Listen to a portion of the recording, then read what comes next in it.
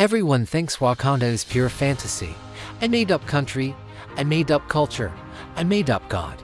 But almost everything you saw in Black Panther already existed: real armies, real kingdoms, real gods, real rituals. Marvel didn't invent Wakanda, they copied it from Africa's actual history.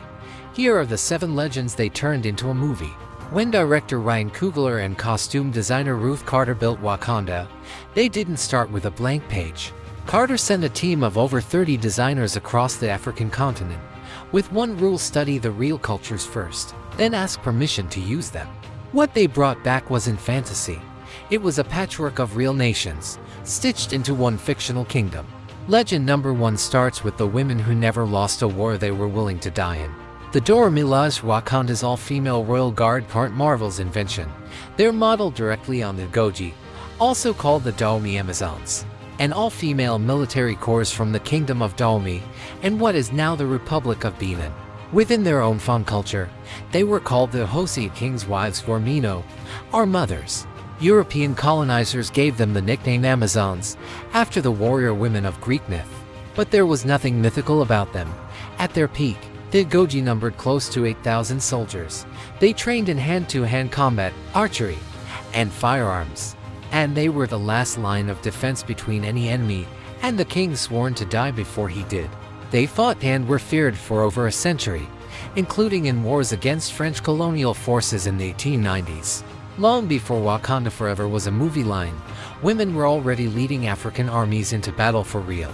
Every word spoken in Wakanda is a real African language, isiXhosa, spoken by nearly 19 million people, mostly in South Africa. It's one of the famous click languages. You can hear the sharp consonant clicks in words throughout the film. Coogler chose Xhosa for a personal reason. Actor John Kani, who plays Chaka, is a native Xhosa speaker from South Africa. And before filming, Coogler traveled to South Africa himself, where he became close with residents of Gugulethu, a Xhosa-speaking township near Cape Town. That trip shaped the entire sound of Wakanda. It is an incredibly profound and beautiful trip that influenced everything. The Dora Milaje's red armor and neck rings come from 2 different sources: the traditional dress of the Maasai people of Kenya, and the stacked neck rings worn by Ndebele women of South Africa. Rings that, in real Ndebele culture, are worn as a sign of status and wealth. Ruth Carter didn't invent a single pattern here. It is a truly remarkable and fascinating piece of history. Every ring, every color, was borrowed with research and permission from women who still wear them today. Waka's blanket, wrapped over his shoulder, is a Basotho blanket, a real garment worn by the Sotho people of Lesotho. So central to national identity that Lesotho's king wears one at official ceremonies. In the film, the crew screen printed 200 real Basotho blankets with Wakandan text and Adinkra symbols to represent vibranium. A piece of everyday Lesotho clothing became the visual symbol of Wakanda's most powerful resource.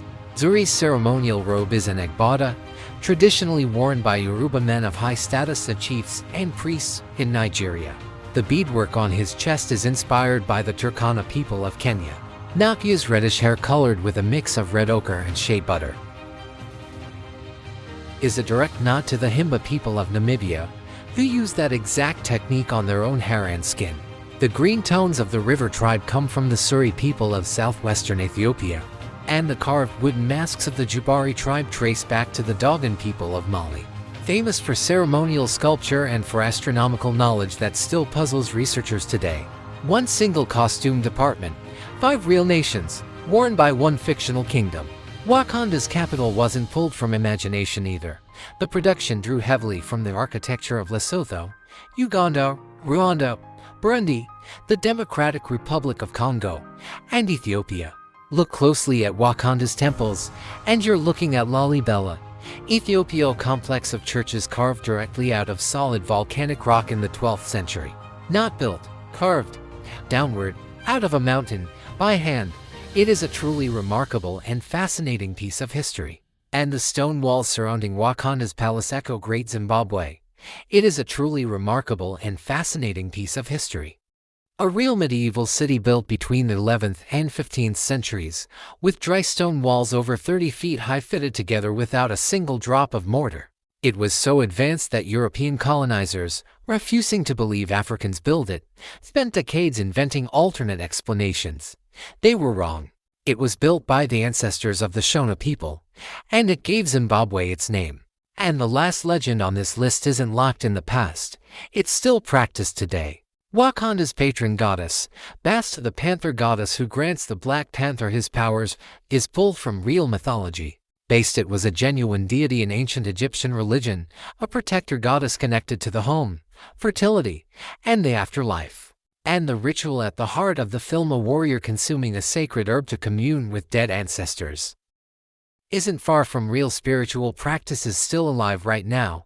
It is a truly remarkable and fascinating piece of history. Across many African cultures, healers known as sangomas are called into their role through dreams or illness, and are initiated using sacred plants under the guidance of elders, believed to open communication with ancestral spirits. Ancestor veneration. The idea that the dead continue to guide and protect the living is a real, living belief system across much of the continent. Not a Marvel invention, not history, happening today. It is a truly remarkable and fascinating piece of history. So when people say Wakanda never existed, they're only half right. The kingdom itself is fiction, but its warriors, its language, its costumes, its cities, and its gods were borrowed, piece by piece, from real nations that have existed for centuries, some of them still standing today. It is a truly remarkable and fascinating piece of history. Wakanda isn't a fantasy about Africa. It's a tribute built out of real African history, and most of the audience never even knew it. Which of these 7 legends deserves its own full video? Tell me in the comments. The most requested one becomes next week's episode.